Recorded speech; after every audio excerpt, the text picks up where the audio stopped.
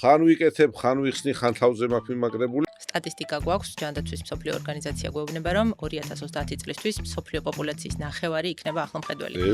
კორექცია, ლინზა თუ სათვალე. სათვალე და კონტაქტური ლინზა გამოდის, რომ არის რაღაცა ყავარჯენივით, ბუდიმოდ ხარ დამოკიდებული ამ რაღაცა საშუალებაზე, რომ მხედველობა გაიუმჯობესო, ხო? ერთი კი არა, 2-3 სათვალით დადიან ტიპები რა, მე მინახავს, ერთ დადებს, მეორეს გაიკეთებ. რაღაც პერიოდის განმავლობაში, სანამ ახალგაზრდები ვართ, ამ პლუს თვალი თვითონ ერევა აი ამ კუნთების ხარჯზე. ასაკთან ერთადო მინუსი პლუსში გადადისო. არა, რეალურად ესე არ არის, უბრალოდ ციმციმი თვალში, რკალისებრი აღქმა რაღაცების. არსებობს ისეთი ლინზები, რომლებსაც აქვთ უნარი, რომ დაგვიფარონ შორი და შუალედური მანძილი. რამდენი ხანია რაც ეს ხელოვნური ინტელექტის მიერ შექმნილი ლინზა, მაგალითად შენ ხელთ მოხვდა და ხედულობა ისეთი დინამიური რაღაცაა და მხოლოდ არ გჭირდება იმისთვის, რომ რაღაცა ვთქვათ, ოთახის ბოლოს ტელევიზორს უყუროთ. ასტიგმატიზმის გამოსწორება შეუძლებელია. ეს არის ერთ-ერთი ჩვენება ლაზერული კორექციის. შესაძლებელია თუ არა ეს იწვევდეს თავის ტკივილებს. არის ეგეთი 20-6-20 წესი, ასე ვთქვათ, ყოველ 20 წუთში 6 მეტრის მანძილზე 20 წამის განმავლობაში უნდა ვიყუროთ. აი სათვალეები, აი სათვალეები, სათვალეები, ვენახე ხომ გავიკეთო, აი რა კარგია.